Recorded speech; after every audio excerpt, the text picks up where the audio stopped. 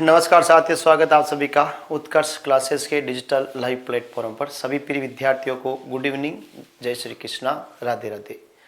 जुड़ जाइएगा साथियों सभी, फटाफट से आगाज करते हैं आज के नए सेशन का। आपके किसान आंदोलन का आपके टॉपिक चल रहा है, तो पहले मैं टॉपिक डालता हूँ आपके टॉपिक जो है वो क्या रहेगा बेटा। तो विषय है आपके राजस्थान का इतिहास। राजस्थान का इतिहास आपके टॉपिक है और उसमें विषय है, टॉपिक आपके चल रहा है राजस्थान में किसान आंदोलन। राजस्थान में किसान आंदोलन चल रहा है और राजस्थान में किसान आंदोलन के अंदर जो है बेटा अपन आज जो पढ़ेंगे आपके वो बिजोलिया पढ़ेंगे। आपके क्या पढ़ेंगे? बिजोलिया किसान आंदोलन पढ़ेंगे। बिजोलिया किसान आंदोलन, ठीक है, ये अपन पढ़ने वाले हैं। तो विशेष बात याद रखिएगा, राजस्थान में किसान आंदोलन, इसमें अपन बिजोलिया किसान आंदोलन अपन पढ़ने वाले हैं। ओके, तो उम्मीद करता हूं कि आज जो अपन एक बड़ा आंदोलन पढ़ने वाले हैं, सभी लोग जुड़ जाइएगा फटाफट से। मैं बिल्कुल ठीक हूँ बेटा, आप लोग भी बिल्कुल ठीक होंगे, स्वस्थ होंगे, तंदुरुस्त होंगे, मस्त होंगे, झक्कास होंगे, ठीक है। तो देखिएगा, हेडिंग डाल दूं मैं आपके, हेडिंग डालता हूं बेटा मैं आपके बिजोलिया किसान आंदोलन, ठीक है। पहले मैं हेडिंग डाल दूं आपके एक बार, फिर उसके बाद अपन आगाज करेंगे। तो राजस्थान में किसान आंदोलन के अंदर आपके जो पहला किसान आंदोलन अपन पढ़ चुके थे अपने, और वो था बेंगू। एक आपके जाट किसान आंदोलन पढ़े थे अपन ने। अब जो है आज अपन एक मेवाड़ रियासत का किसान आंदोलन पढ़ेंगे जिसमें नाम आता है बिजोलिया किसान आंदोलन। कौन सा? बिजोलिया किसान आंदोलन। बिजोलिया किसान आंदोलन जो है वो अपन पढ़ेंगे आपके, ठीक है।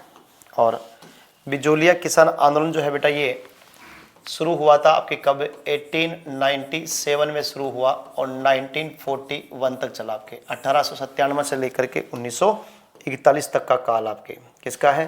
तो बिजोलिया किसान आंदोलन का है, ठीक है। अब देख बेटा, सुनना अच्छे तरीके से थोड़ा सा। बिजोलिया जो था ये मेवाड़ रियासत का ठिकाना था और बिजोलिया मेवाड़ रियासत में ए श्रेणी के ठिकानों में आता था। बिजोलिया का प्राचीन नाम विजयावली था और बिजोलिया का संस्थापक अशोक परमार को माना जाता है।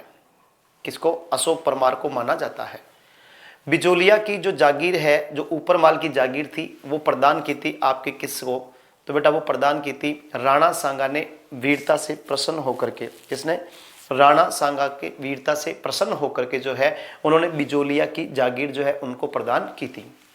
अब बेटा बात आती है इसके अंदर कि बिजोलिया के अंदर जो है ना आपके कुल टोटल अगर अपन देखें तो 84 प्रकार के कर थे, जिसमें से 74 प्रकार की आपके लागबाग थी। कितने प्रकार की?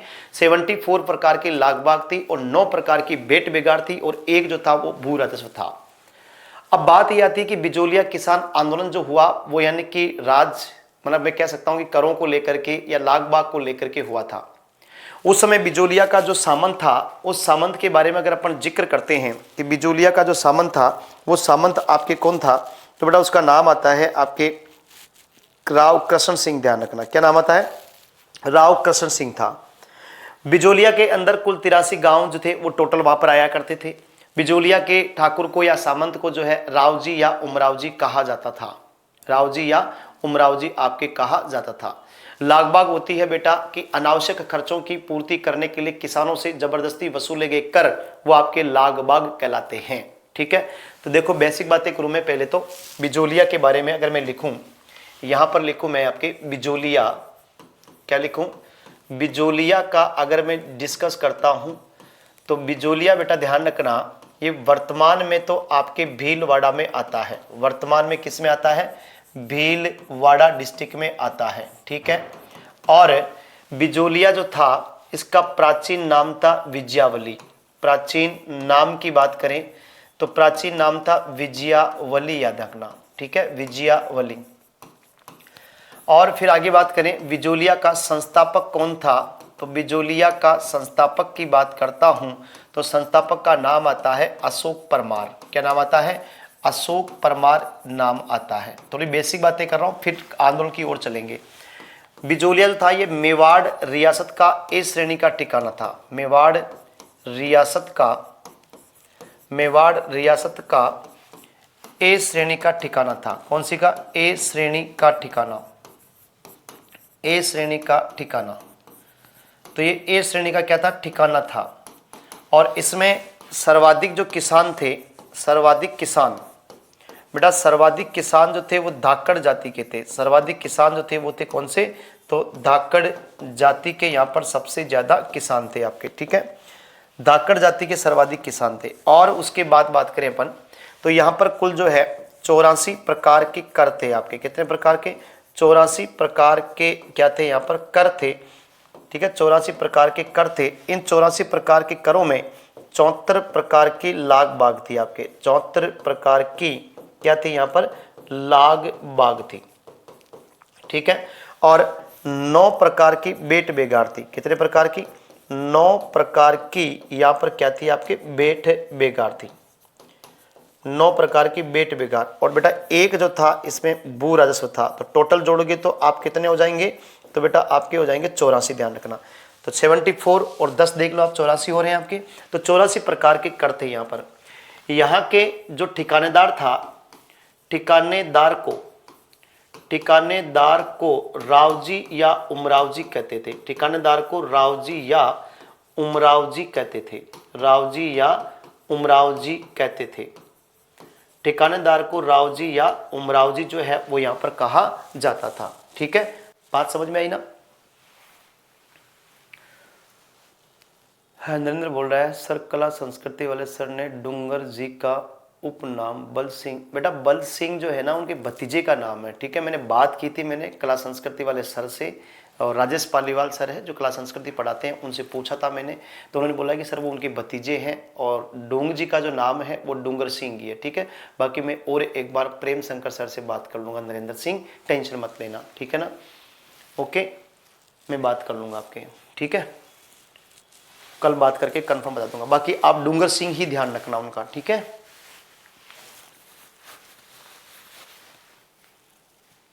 चलो, तो यहां पर मैंने आपको बेसिकली बातें बताई। ठिकानेदार को रावजी या उमरावजी कहते हैं, ये बात आपको ध्यान रखना है, ठीक है। अब साहब यहां पर अगर मैं बात करूं मेवाड़ के बारे में, किसके बारे में? इस बिजोलिया के बारे में बात करते हैं।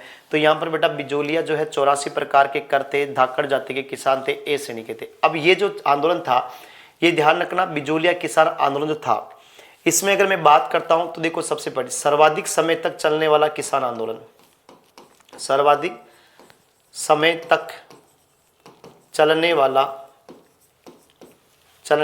किसान आंदोलन, यानी सबसे ज्यादा लंबे समय तक यही चला, सर्वाधिक समय तक चलने वाला किसान आंदोलन। तो सर्वाधिक समय तक चलने वाला किसान आंदोलन भी कौन सा है? यही है, संगठित किसान आंदोलन। संगठित किसान आंदोलन और अहिंसात्मक किसान आंदोलन। अहिंसात्मक किसान आंदोलन।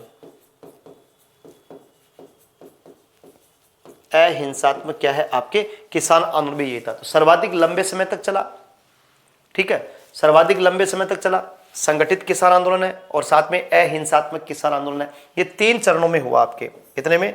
3 चरणों में हुआ। कितने चरणों में हुआ बेटा? 3 चरणों में हुआ। फटाफट तक यहां लिखो, फटाफट से। 3 चरणों में हुआ, यहां तक लिखो फटाफट से, फिर आगे की बात करते हैं, ठीक है। ऊपर माल क्या है बेटा? बिजोलिया से लेकर के भीलवाड़ा तक का, बिजोलिया से लेकर के जो भीलवाड़ा का पार्ट है उसे ऊपर माल कहते हैं। ऊपर माल का पठार है ना, तो इसलिए ऊपर माल कहते हैं आपके, ठीक है।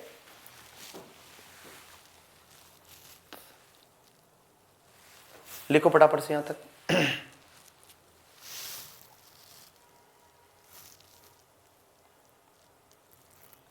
बेट बेगार का मतलब होता है बेटा कि जो आपके ठिकानेदार को कोई भी सामग्री देते हैं तो उसके बदले में जो है क्या नहीं लेते हैं अपन, किसी प्रकार का पैसा नहीं मिलता है, तो उसे बेट बेगार कहते हैं। यानी निःशुल्क कार्य करवाना वो बेट बेगार की श्रेणी में आता है।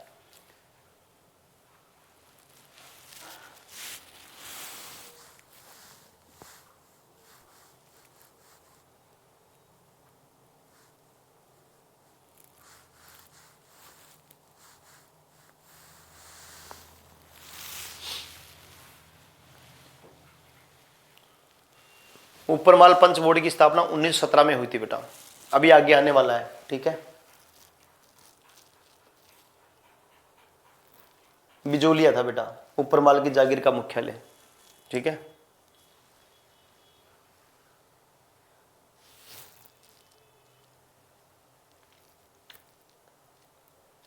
अरे शांति काट लो, पहले लिख लो, अभी सब आ जाएंगे।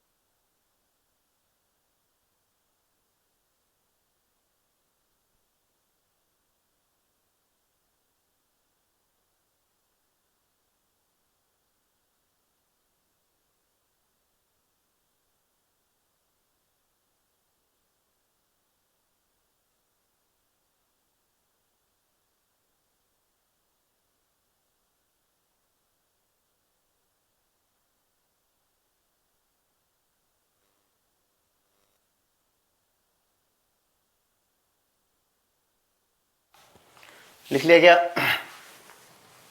ऐतिहासिक घटना में केवल युद्ध वगैरह पढ़ने भाई, और कुछ नहीं पढ़ना है।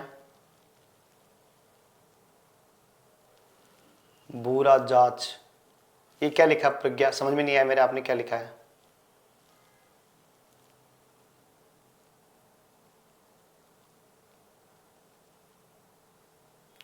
पीछे के डाउट छूट रहे हैं, कौन से डाउट छूट रहे हैं मुकेश, बता फटाफट से बता जल्दी, कौन सा डाउट है तुम्हारा? अहिंसात्मक का मतलब यहां पर किसी प्रकार की कोई हिंसा देखने को नहीं मिली, उसको बोलते हैं अहिंसात्मक। कोई घटना यहां पर नहीं हुई, कोई ऐसी हत्याकांड वगैरह यहां पर नहीं हुआ।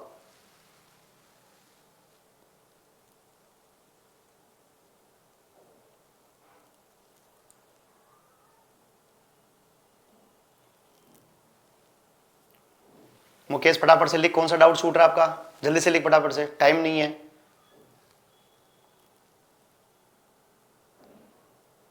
पीछे पड़े जो नोट्स छूट रहे हैं, तो बेटा वो तो पढ़ना पड़ेगा ना आपको, जो पीछे पड़े जो वो तो आपको पढ़ना पड़ेगा, पढ़ो ना आप उनको, कौन से डाउट रह गए उसमें?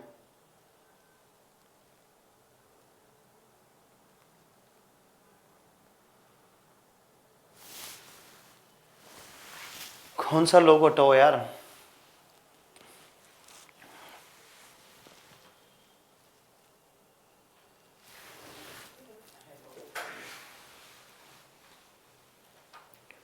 ठीक है चलो, तुम लोगों का तो बातें पता नहीं कैसे होती रहती है तुम्हारी। चलो, तो ये आंदोलन जो था ये 3 चरणों के अंदर हुआ था। अब देखिए 3 चरणों की बात करते हैं, वो 3 चरण कौन कौन से हैं? तो बिजोलिया किसान आंदोलन जो है ये आपके 3 चरणों के अंदर हुआ, तो वो 3 चरण देखिएगा। 3 चरणों की बात करते हैं, ठीक है, 3 चरणों की बात करते हैं। तो उसमें सबसे पहले प्रथम चरण, फिर उसके बाद में आपके दूसरा चरण, द्वितीय चरण, और एक होगा आपके तीसरा चरण। तो 3 चरणों की बात करेंगे, तीनों में नेतृत्वकर्ता की बात करेंगे। तो ये तो हो गया आपका प्रथम चरण, ये हो गया आपके द्वितीय चरण, और ये हो गया आपके तृतीय चरण। 3 चरणों के अंदर हुआ। अब यहां देखना बेटा, 3 चरणों के अंदर हुआ, इसमें क्या करना आपको, पहले चरण का समय क्या था, 1897 से लेकर के 1906 तक का आपका ये चरण रहेगा, सॉरी 1915 तक का आपके ये चरण रहेगा। उसके बाद 1916 से लेकर के 1923 तक आपके दूसरा चरण, और 1923 से लेकर के 1941 तक आपके तीसरा चरण हो जाएगा। पहले चरण के अंदर नेतृत्व किसने किया? तो पहले चरण में नेतृत्व करने वाले व्यक्ति कौन कौन है? तो नेतृत्व किया आपके साधु सीताराम दास ने। साधु सीताराम दास के द्वारा नेतृत्व किया गया। दूसरे चरण का नेतृत्व किसने किया? तो दूसरे चरण में नेतृत्व किया आपके विजय सिंह पथिक ने। किसने किया था? विजय सिंह पथिक के द्वारा नेतृत्व किया गया। और इस चरण में आंदोलन राष्ट्रीय आंदोलन बना। दूसरे चरण में जो है ये आपके क्या बना, राष्ट्रीय आंदोलन बन गया, आपके राष्ट्रीय स्तर पर पहुंच गया था। कहां पर, दूसरे चरण के अंदर। और तीसरे चरण का नेतृत्व किसने किया, तो यहां पर नेतृत्व करने वाले व्यक्ति थे आपके माणिक्यलाल वर्मा, माणिक्यलाल वर्मा। उसके बाद में आपके एक तो माणिक्यलाल वर्मा, एक आपके जमनालाल बजाज, जमनालाल बजाज। नंबर 3 पर आते हैं आपके हरिभाऊ उपाध्याय, हरिभाऊ उपाध्याय। कौन थे आपके, हरिभाऊ उपाध्याय, याद रखना, ठीक है। इसके अलावा यहां पर इस चरण में अन्य व्यक्ति कौन कौन थे, तो आपके अन्य व्यक्ति में ब्रह्मदेव, ब्रह्मदेव, फतेहकरण चारण, फतेहकरण चारण, आपके नानजी पटेल, नानजी पटेल, आपके ठाकरी पटेल, ठाकरी पटेल, ये अन्य लोग थे इसके अंदर। और पहले चरण के अंदर जो है नेतृत्व किया था स्थानीय नेता ने। किसने किया, स्थानीय नेताओं के द्वारा जो है आपके सबसे पहले इसका नेतृत्व किया। दूसरे चरण में नेतृत्व किया राष्ट्रीय नेता ने। किसने किया, राष्ट्रीय नेता जुड़े। तो यानी राष्ट्रीय नेता जुड़े तो वो कौन थे, विजय सिंह पथिक, ध्यान रखना, ठीक है। तो 3 चरणों के अंदर जो है ये आपके आंदोलन हुआ था, ठीक है।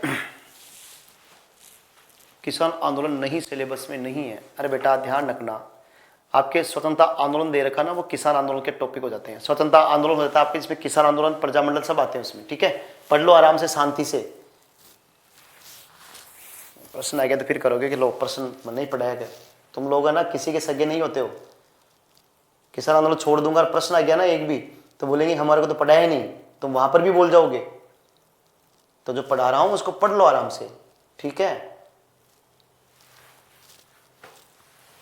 फटाफट से उतारो तीनों चरणों को, फिर आगे बढ़ेंगे। पहले चरण से स्टार्ट करेंगे अपन।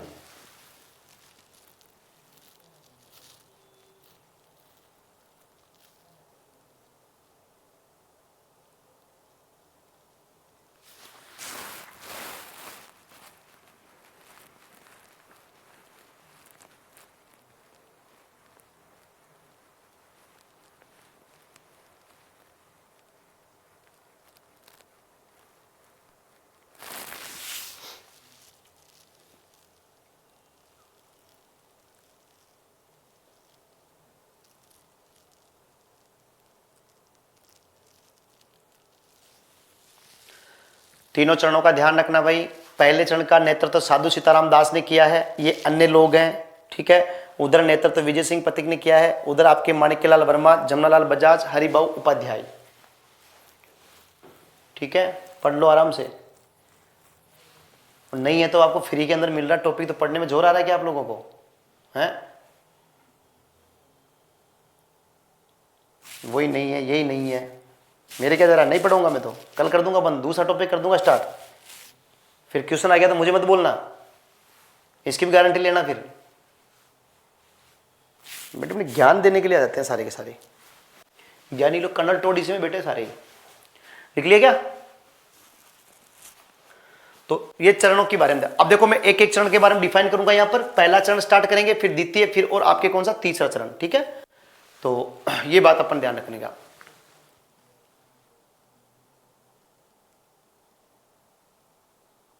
बहुत बढ़िया बात है और अच्छी बात है, बधाई हो बेटा आपको, है ना। सबसे कम समय तक चलने वाला आंदोलन कौन सा था बेटा? जाट किसान आंदोलन था, ठीक है। ओके चलो अब देखिएगा, यहां पर बात करते हैं। देखिएगा पहले चरण को स्टार्ट कर रहा हूं मैं। बिजोलिया किसान आंदोलन का प्रथम चरण है, बिजोलिया किसान आंदोलन का प्रथम चरण है। और प्रथम चरण की बात मैं करता हूं आपके, तो प्रथम चरण जो है ये 1897 में प्रारंभ हुआ और कब तक चला? आपके 1915 तक आपके ये आंदोलन चला, आपके 1897 से लेकर के 1915 तक। अब जब आपके ये आंदोलन प्रारंभ हुआ उस समय ठिकानेदार कौन था? जब आंदोलन प्रारंभ हुआ उस समय ठिकानेदार कौन था? तो ठिकानेदार का नाम था राव कृष्ण सिंह। ठिकानेदार का नाम क्या था? राव कृष्ण सिंह नाम था, ठीक है। और बिजोलिया किसान आंदोलन के ध्यान रखना, बिजोलिया किसान आंदोलन के प्रणेता, बिजोलिया किसान आंदोलन के प्रणेता, बिजोलिया किसान आंदोलन के प्रणेता साधु सीताराम दास थे। कौन थे? साधु सीताराम दास थे। अब यहां पर देखो क्या होता है बेटा, याद रखिएगा राष्ट्रीय क्या है, तो डूब मत ढकनी में नाक डबोगे, तेरे को राष्ट्रीय नहीं पता तो, ठीक है। राष्ट्रीय का मतलब होता है नेशनल, यानी जो राष्ट्रीय स्तर के ऊपर होते हैं, पागल आदमी। बेटा देखिएगा 1897 के अंदर अत्यधिक लाग बाग और करों को लेकर के बिजोलिया में आंदोलन प्रारंभ होता है। बिजोलिया के अंदर एक गांव था, जिस गांव का नाम था आपके गोविंदपुरा या गोविंदपुर गांव था। गोविंदपुर गांव के अंदर जो है गंगाराम धाकड़ के जो है क्या था साहब, यहां पर पिता का जो है, या गंगाराम धाकड़ का मृत्यु भोज था। उस मृत्यु भोज के अंदर सारे धाकड़ जाति के किसान जो है वो एकत्रित हुए, और एकत्रित होने के बाद में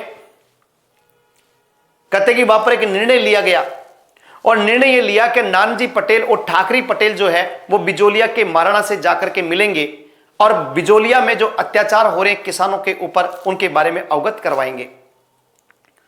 तो साहब उस सभा में जो निर्णय लिया गया, उस मृत्यु भोज में, उसके आधार पर नानाजी पटेल और ठाकरी पटेल जो है वो जाते कहां, बिजोलिया, वो कह रहा जो मेवाड़ महाराणा के पास उदयपुर मिलने के लिए गए।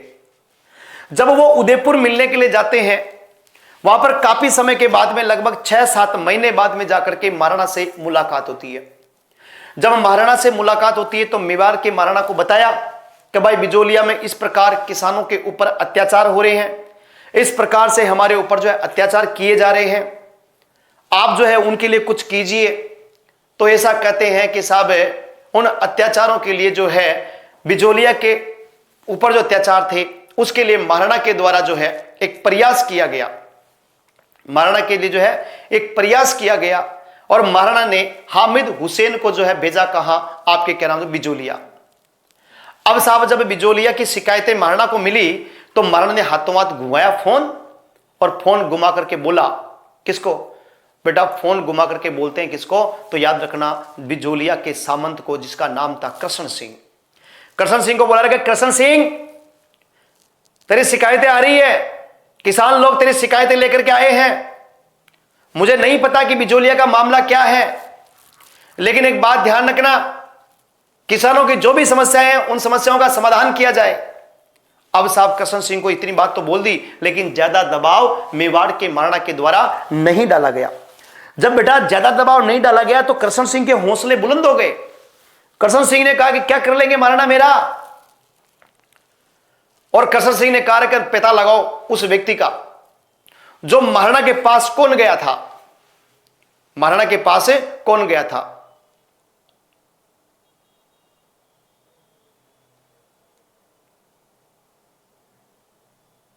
बेंगू में था भाई, ठीक है, गोविंदपुरा गांव, जो हत्याकांड हुआ था उसकी बात कर, वो अलग है। तो कृष्ण सिंह ने आदेश दिया अपने लोगों को, अरे जाके पता करो ना कौन गयो रे बेटा, और शिकायत करवा लो कौन आदमी हो रहे। तो भाई रे पता किया तो पता चलियो कि साहब नानाजी पटेल और ठाकरी पटेल नाम का 2 आदमी है, और दोनों गया बेटा, और दोनों जार बेटा महाराणा ने बोला कि साहब अत्याचार हो रहे हैं हमारे ऊपर। तो कहते हैं कि बिजोलिया के सामंत कृष्ण सिंह ने नानाजी पटेल और ठाकरी पटेल को बिजोलिया से निर्वासित कर दिया, और निर्वासित करने के बाद में जब मेवाड़ के महाराणा ने कोई किसी प्रकार से दबाव नहीं डाला तो भाई साहब कृष्ण सिंह के तो हौसले बुलंद हो गए, और कृष्ण सिंह ने 1903 में किसानों पर लगा दिया चौरी कर।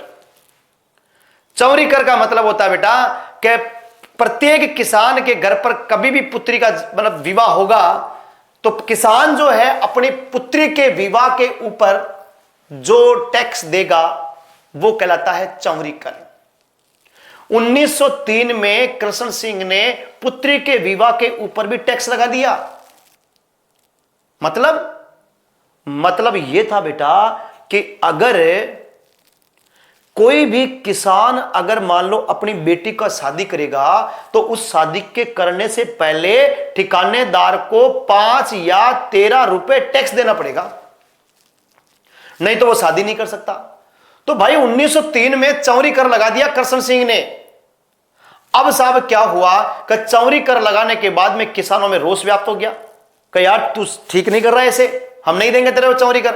नहीं देगा, कैसे नहीं देगा, तू करके बता तेरी पुत्री का विवाह, बारात के ऊपर लठेत बचा दूंगा, बारात का बैंड नहीं बजा दूंगा मैं। भाई साहब धमकियां मिलने लगी। तो किसानों ने कहा करे काम करते हैं, पर जब तक ये चौरी कर नहीं हटाएगा तब तक जो है बेटा क्या करेंगे, हम अपनी पुत्री का विवाह ही नहीं करेंगे। तो ऐसे करते करते भाई साहब 1903 में विवाह नहीं हुआ, 1904 में नहीं हुआ, 1905 आ गया।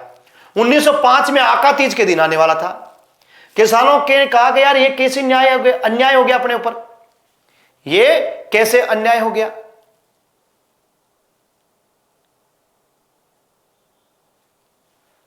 बेटा आपके कर नहीं है आपके, ठीक है ना, अभी कर करवाऊंगा ना फिर तुम फिर कहोगे कि क्या नाम जो ये लो साहब बीच में फिर टॉपिक छेड़ दिया। बेटा तुम्हारा टैक्स है ही नहीं तुम्हारे, तो कैसे करवाए जाए।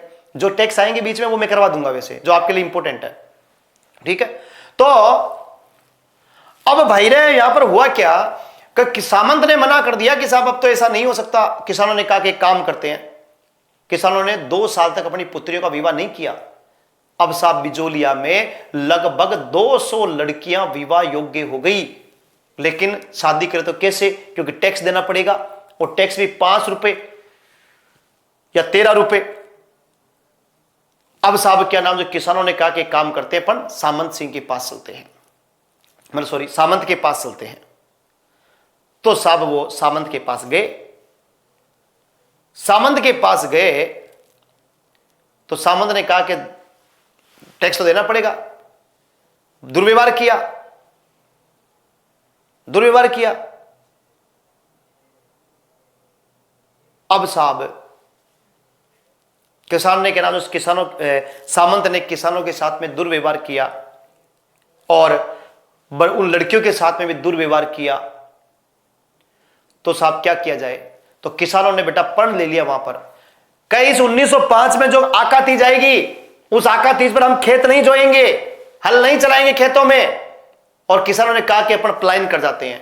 तो भाई साहब किसान 1905 में क्या करने लगे, पलायन करने लगे। वो मालवा की तरफ चलने लगे, जाने लग गए। बिजोलिया से किसान खाली होने लगे, बिजोलिया के किसान मालवा की ओर जाने लगे। अब कृष्ण सिंह को दिमाग में आया, कृष्ण सिंह को लगा यार ऐसे तो क्या नाम जो बिजोलिया के लोग चले जाएंगे, ऐसे तो लोग क्या नाम चले जाएंगे। तो इसलिए बेटा कहते हैं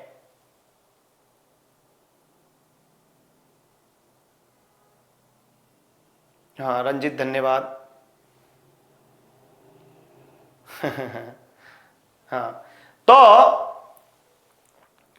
बेटा ऐसे कहते हैं कि साहब किसानों ने क्या नाम जो कह दिया कि भाई चले जाएंगे अब तो किसान हा खेत। तो किसानों ने आका तीज के दिन खेतों में हल नहीं चलाए। और आपको पता है किसान जो है ना अपने क्या करते हैं, किसान आका तीज के दिन शुभ मुहूर्त को देख करके और वो क्या करते हैं, तो साहब वो अपने खेत को जोतते हैं। यार तुम लोगों के मेरी एक बात समझ में नहीं आती यार। एक तो कह रहा है कि कहना जो किसान आंदोलन का टॉपिक ही नहीं है सिलेबस में, एक कह रहा है कि कर करा दो। तुम्हारे दिमाग में क्या भरा हुआ है ये बताओ पहले, है?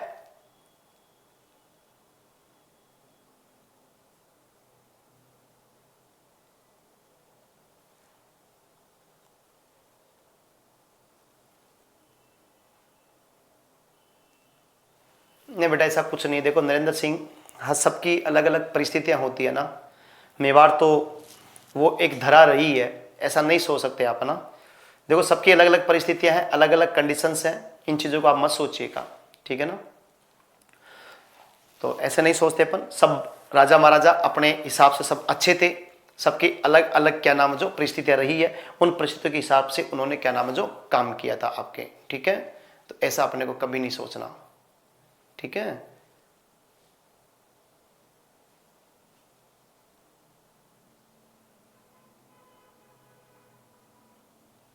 तो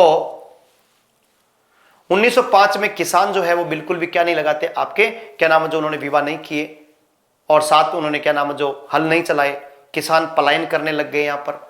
अब किसान पलायन करने लग गए तो साहब धीरे धीरे क्या नाम जो वो क्या करने लग गए, आपके सामंत को बड़ी चिंता हुई कि भाई ऐसे तो किसान खाली कर जाएंगे।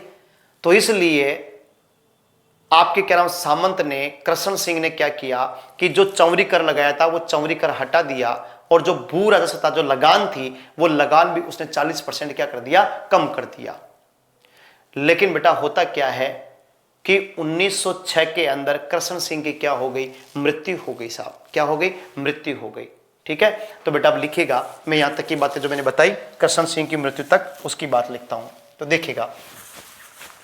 तो आंदोलन के प्रणेता कौन थे, साधु सीताराम दास थे। अब देखिए यहां पर पॉइंट से लिख रहा हूं। 1897 में 1897 ईस्वी में 1897 ईस्वी में गिरधरपुरा या गिरधारीपुरा गांव से, सॉरी मेरे मुंह से शायद पहले गोविंदपुर निकल गया होगा ना, गोविंदपुर नहीं बेटा, गिरधारीपुरा गांव। ठीक है, बाई चांस अगर गोविंदपुर निकल गया हो तो उसको माफी चाहता हूं, गिरधारीपुरा गांव। 1897 में गिरधारीपुरा गांव से गंगाराम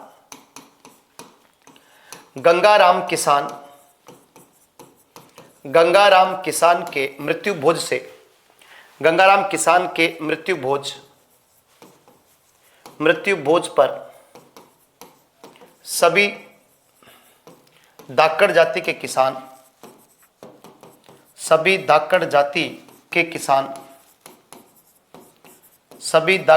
किसान वहां एकत्रित हुए। वहां का मतलब धाकड़ जाति किसान गिरधारीपुरा गांव में, गिरधारीपुरा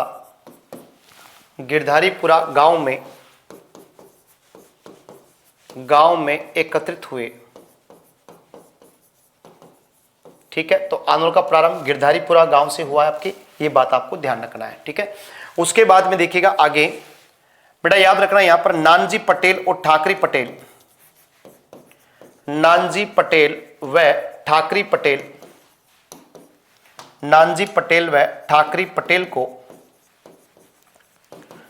पटेल को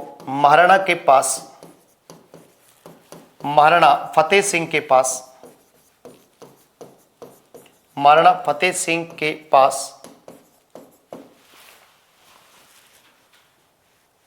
शिकायत करने के लिए भेजा।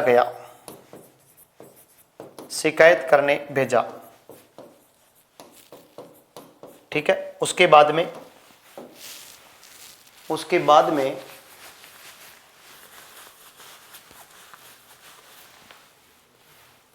ए हैप्पी भाई, तेरे को हाथ जोड़ू मैं, तेरे टैक्स अभी आ जाएंगे, सारे के सारे अंदर आएंगे भी, पढ़ ले आराम से, शांति काट ले पहले। ठीक है, फालतू की बातें कर रहा है, हम इसको ब्लॉक कर दे रहे भाई, इसकी बीमारी खत्म हो जाए प्रिया की, और तो क्या। आपको पता है क्या नॉर्मल करवा रहा हूं या कैसे करवा रहा हूं? आप क्या करा रहे हो, टीचर हो क्या आप? हैं 4 बार कह दिया भाई, अभी बीच में आ जाएंगे तुम्हारे क्या नाम जो कर हैं वो सारे आ जाएंगे, फिर भी फालतू की बातें कर रहा है। जब तुम्हारे सिलेबस में है ही नहीं कर, तो फालतू क्यों कर रहा है? जो काम की चीज है उस पर ध्यान देना, जो करवा रहा हूं उसके ऊपर तो ध्यान नहीं दे रहा है, और फालतू के कमेंट करने में ध्यान दे रहा है। आगे क्या होता है, महाराणा फतेह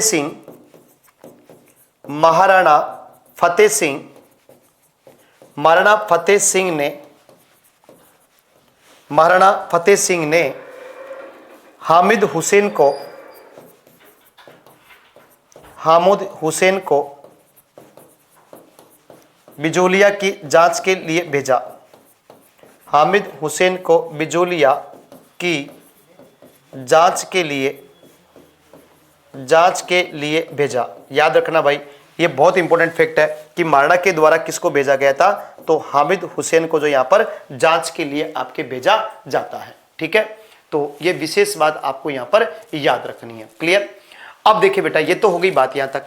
ठीक है, लिख लिया होगा आप लोगों ने। तो महाराणा फतेह सिंह ने हामिद हुसैन को बिजोलिया की जांच के लिए भेजा। अगली स्लाइड पर लिखूं। अगला पॉइंट है, राव कृष्ण सिंह ने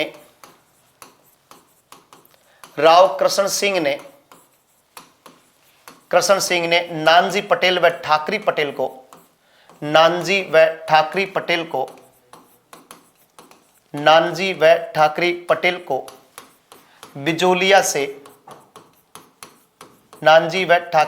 को बिजोलिया से निष्कासित कर दिया।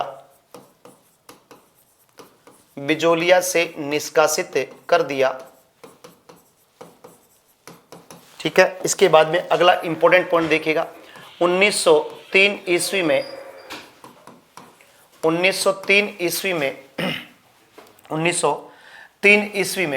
किसमें 1903 ईस्वी में बेटा 1903 ईस्वी में राव कृष्ण सिंह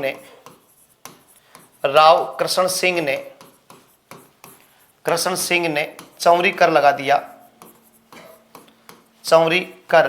लगाया। अब बेटा आपके लिए ये इंपॉर्टेंट कर है, ये प्रश्न में आपसे पूछ सकता है चौरी कर के बारे में, तो याद रखना मैं यहां पर लिख रहा हूं चौरी कर के बारे में। चौरी कर क्या होता है, तो बेटा चौरी कर ध्यान रखना, पहली बात तो ये लागबाग है क्योंकि अनावश्यक खर्चा है। तो चौरी कर क्या होता है, तो बेटा चौरी कर या चौरी लाग होती है पुत्री के विवाह पर किसान के द्वारा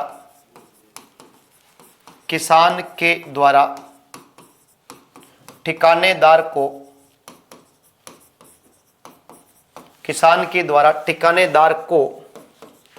5 या 13 रुपए जमा 5 या 13 रुपए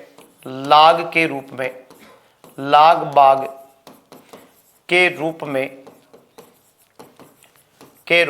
देना पड़ता था। तो ये होता है आपके कौन सा चौरी कर, बेटा ध्यान रखना कौन सा चौरी कर आपके यहां पर ये होता है। ठीक है, अब आगे देखिएगा, आगे की बात करता हूं मैं, ठीक है ना, आगे की बात करता हूं। अब यहां पर चौरी कर लगा दिया, तो बेटा हुआ क्या कि 1903 से 1905 तक किसानों ने अपनी पुत्रियों का विवाह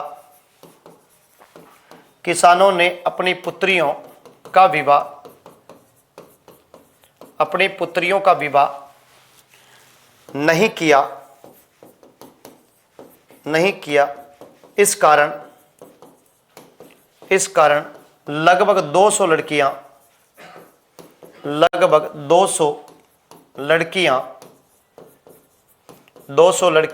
विवाह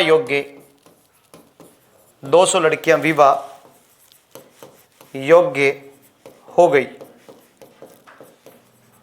ठीक है, उसके बाद बेटा यहां पर क्या होता है, 1905 में राव कृष्ण सिंह ने चौरी कर समाप्त किया वह भू राजस्व भी घटा दिया। चौरी कर समाप्त किया वह भू राजस्व भी कम कर दिया। ठीक है, अब साहब यहां पर भू राजस्व क्या कर दिया गया, आपके कम यहां पर कर दिया जाता है। ओके, तो ये मोस्टली बातें याद रखना, ये मैंने आपको 1905 तक की बात मैंने आपको बताई। ठीक है, उसके बाद में बेटा 1906 की बात करते हैं। 1906 में क्या हुआ, 1906 ईस्वी में राव कृष्ण सिंह की मृत्यु हो गई।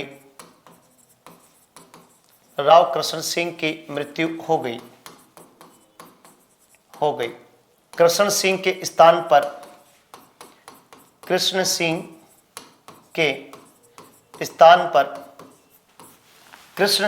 स्थान पर नया ठिकानेदार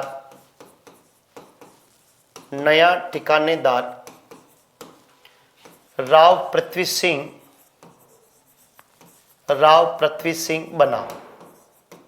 अब बेटा एक प्रश्न आता है कि ये राव पृथ्वी सिंह कहाँ का था, तो बेटा ध्यान रखना राव पृथ्वी सिंह जो था ये कामा का था। ये कहाँ का? कामा भरतपुर का रहने वाला था। कहाँ का रहने वाला था? कामा भरतपुर का रहने वाला था। कौन? आपके राव पृथ्वी सिंह, ध्यान रखना। और कामा भरतपुर का रहने वाला था, परमार वंश का था। ये कौन से वंश का था? परमार वंशीय। परमार वंशीय था ये। कौन? आपके क्या नाम है? जो राव पृथ्वी सिंह, ध्यान रखिएगा ये परमार वंश का था। ओके, नहीं रीट के लिए कोई नीचे लगानी है आपको, रीट इसमें बन जाएगा आपका काम। ठीक है बेटा, हिस्ट्री में मिलेंगे तो यहाँ से मिल जाएंगे, नहीं मिलेंगे तो कहीं से नहीं मिलेंगे आपको, मर्जी जितने करने ला। ठीक है, वैसे बहुत अच्छा पढ़ा रहा हूँ मैं, मुझे पता ना मैं पढ़ा रहा हूँ जो कैसे पढ़ा रहा हूँ। ठीक है ना, तो ये ध्यान रखना। अब साहब राव पृथ्वी सिंह बन गया। राव पृथ्वी सिंह बना तो इसने क्या किया? राव पृथ्वी सिंह ने क्या किया? 1906 में, 1906 ईस्वी में राव पृथ्वी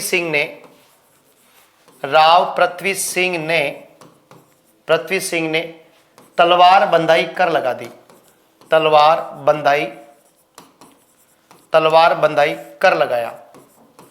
अब साहब जैसे ही ये सामंत बना, ठिकानेदार बना, और ठिकानेदार बनते ही इसने क्या लगा दिया? आपके क्या नाम है? जो हाँ बिल्कुल गोद लिया गया था बेटा, उसका पुत्र नहीं था ना, तो गोद लिया गया था उसको। शाबाश, वेरी गुड, सही बात आपकी। ठीक है, तो राव पृथ्वी सिंह ने क्या किया? तलवार बंदाई कर लगा दिया। अब तलवार बंदाई क्या होता है? तलवार बंदाई होता है सामंत के राज्याभिषेक के समय राजा को दिया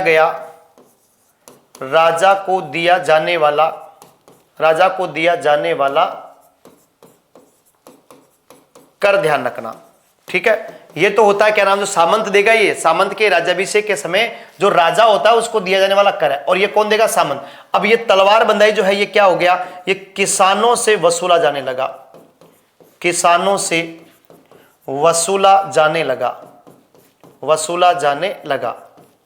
ठीक है, जो आपके उत्तराधिकार शुल्क होती ना, उत्तराधिकार शुल्क को ही मेवाड़ में क्या बोलते हैं? तलवार बंदाई। जयपुर में बोला करते हैं आपके नजराना।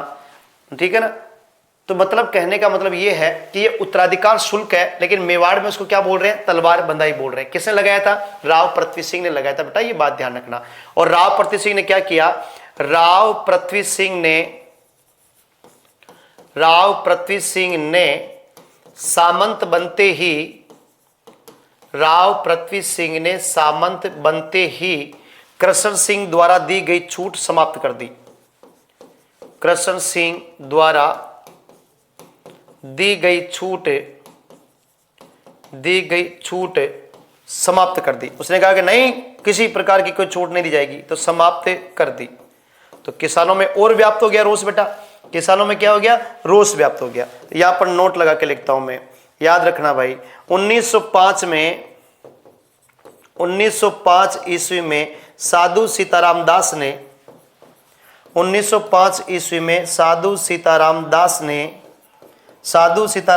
ने बिजोलिया मित्र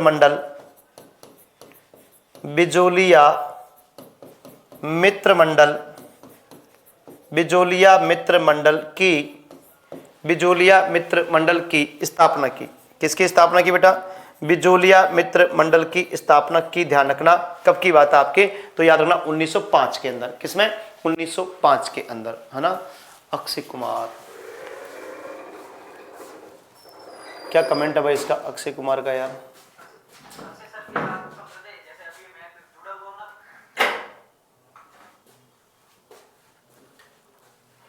भाई इसका कमेंट बताना रे एक बार।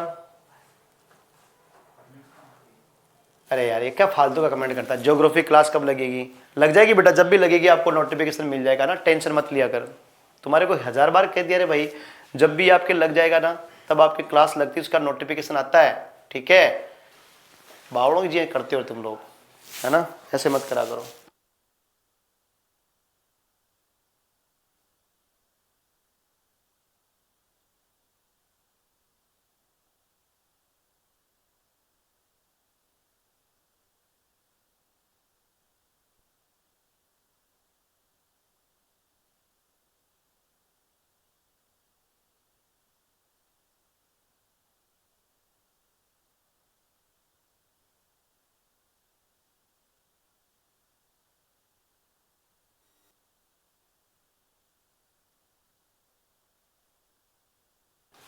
चलो, तो 1905 में साधु सीताराम दास ने क्या कर दिया बेटा, तो याद रखिएगा आपके क्या नाम है, जो मित्र मंडल की स्थापना की थी बिजोलिया के अंदर। ठीक है,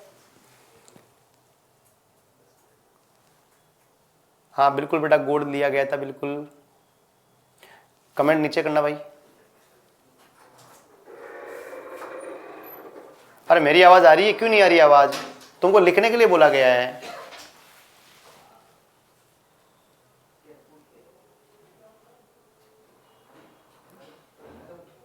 कामा का पूरा नाम, कोई बात नहीं, अपने कामा से काम हो जाएगा, पूरा काम की जरूरत नहीं बेटा ना। ओके, नोट कर लिया, ठीक है। तो 1905 1906 की बात मैंने यहां पर लिखी। अब साहब यहां पर क्या हुआ, 1914 में क्या होता है, 1914 ईस्वी में 1914 ईस्वी में राव पृथ्वी सिंह की मृत्यु हो गई। राव पृथ्वी सिंह की मृत्यु हो गई।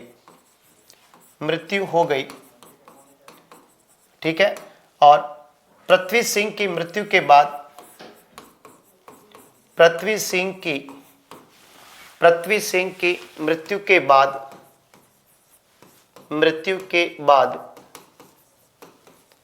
राव केसरी सिंह जो इसका बेटा पृथ्वी सिंह का ध्यान रखना, पृथ्वी सिंह की मृत्यु के बाद राव केसरी सिंह छोटी आयु में यानी कि कम उम्र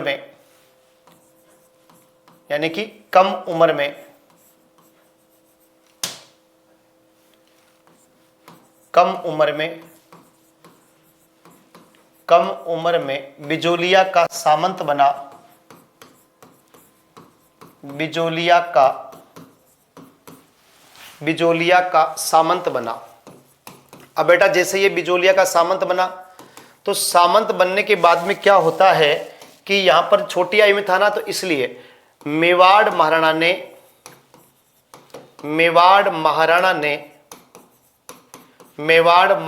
फतेह सिंह ने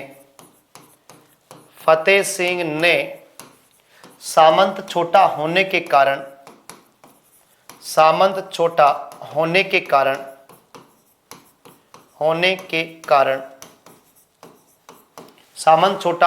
कारण बिजोलिया ठिकाने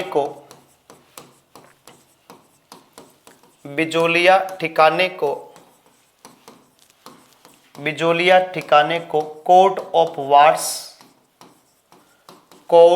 ऑफ वार्ड्स यानी अब सीधा शासन किसके अंडर से चलेगा, तो बेटा सीधा शासन चलेगा आपके महाराणा के अंडर से। कोर्ट ऑफ वार्ड्स के अधीन करके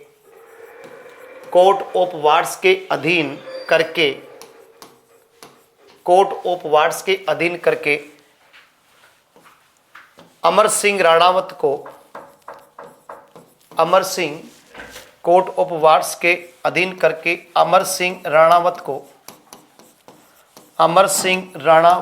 को मुंसरिफ नियुक्त किया। क्या नियुक्त किया बेटा, तो मुंसरिफ नियुक्त किया।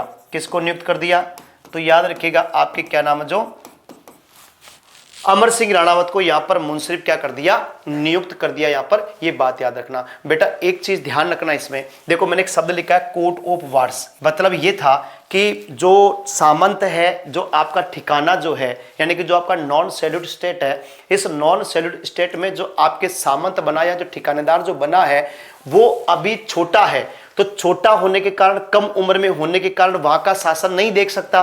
तो इसलिए बेटा यहां पर क्या किया गया कि मेवाड़ के महाराणा फतेह सिंह ने जो बिजोलिया ठिकाना है, इस ठिकाने को कोर्ट ऑफ वार्ड्स के अधीन कर दिया। यानी कि अब जो शासन चलेगा बिजोलिया का, वो सीधा महाराणा के नियंत्रण से चलेगा, है ना। अब महाराणा ने क्या किया कि इसमें हस्तक्षेप करके कोर्ट ऑफ वार्ड्स के अधीन ला करके और यहां पर अमर सिंह राणावत को क्या बना दिया, मुंसरिफ बना दिया। यानी यहां का जो टैक्स वगैरह है वो सब कुछ कौन देखेगा, अब अमर सिंह राणावत के द्वारा यहां पर देखा जाएगा। बेटा ये बात अपने को याद रखना है, ठीक है।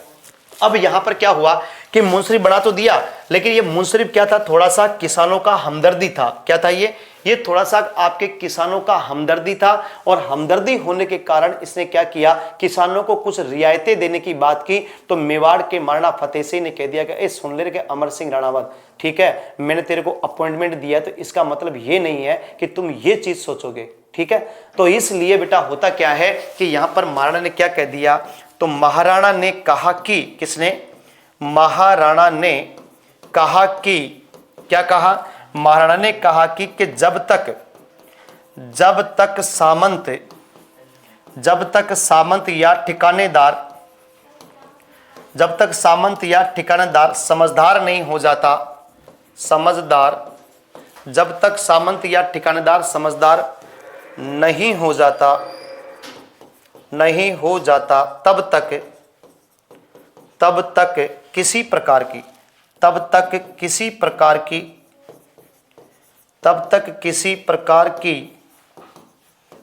की कोई रियायत नहीं दी जाएगी। ऐसा किसने कहा? तो बेटा इससे कह दिया सांबा के महाराणा ने। तो कोई रियायत नहीं दी जाएगी ऐसा कह दिया आपके किसको? तो बेटा बिजोलिया के किसानों को कह दिया गया। तो इस प्रकार से आपका पहला चरण क्या हो गया? समाप्त हो गया। इस प्रकार से आपके पहला चरण जो है वो क्या हो जाता है? समाप्त आपके हो जाता है। ठीक है, ओके लिखे भाई। बिजोलिया ठिकाना के 2 गज को अरे की लिखा तो पता नहीं था क्या। ठीक है, तो बेटा याद रखना।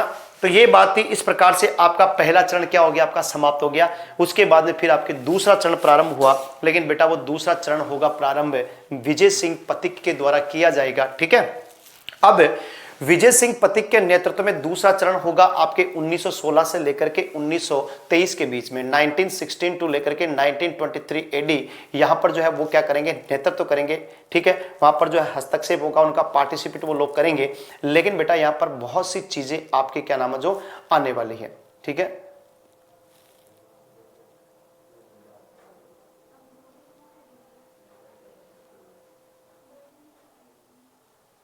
बड़ा अलग नोट्स बनाने की जरूरत नहीं है, उसी नोट्स के अंदर कुछ ऐड करते रहो। अगर कुछ एक्स्ट्रा चीज लगती है ना तो ऐड कर लेना आपके।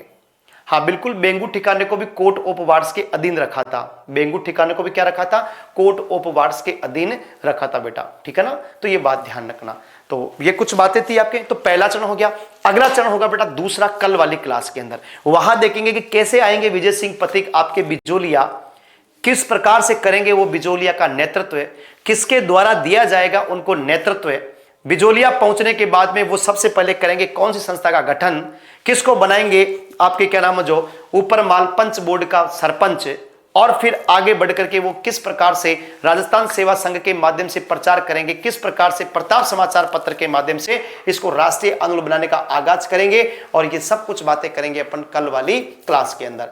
तो मिलेंगे साथियों इसी के साथ, अगर बात करेंगे तो इसी जोश के साथ, इसी जुनून के साथ में। तब तक के लिए साथियों जय हिंद, जय भारत, धन्यवाद। Thank you very much.